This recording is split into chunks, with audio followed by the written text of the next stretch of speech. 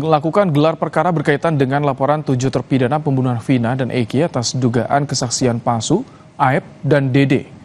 Polisi mengatakan tengah melakukan gelar perkara awal terkait laporan dugaan kesaksian palsu yang dilakukan oleh Aep dan Dede. Laporan ini menurut polisi masih diselidiki. Polisi masih mencari bukti soal tuduhan terhadap Aep dan Dede. Selain itu, polisi juga masih memproses laporan terhadap Ibtu Rudiana.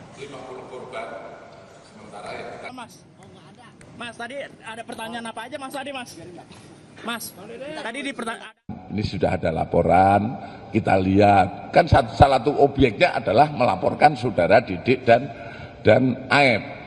Tentu saja materi yang dilaporkan itu apa?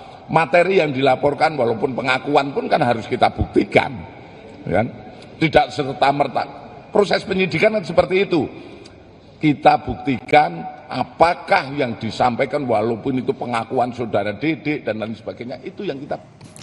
Usai meminta perlindungan dari LPSK, Dede didampingi kuasa hukum dan politisi Deddy Mulyadi mendatangi Barreskrim Polri untuk mencabut keterangan yang pernah diberikan 8 tahun lalu dan membuat surat bahwa keterangan yang disampaikan adalah palsu.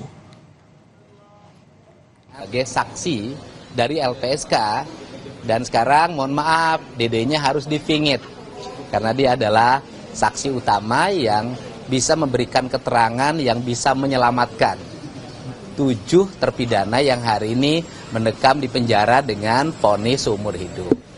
Kemudian hari ini tim kuasa hukum juga kan sudah ada gelar di dalam dan hari ini akan bertemu dengan saya memastikan dan prinsipnya adalah surat pernyataan dari ya kan, pencabutan keterangan yang terdahulu dan pernyataan bahwa seluruh kesaksiannya itu dulu adalah palsu sudah disiapkan dan nanti akan diserahkan ke tim penyidik Barreskrim. Kebakaran menghanguskan sejumlah ruangan Sekolah Dasar 01 Pondok Bambu Durensawit, Jakarta Timur.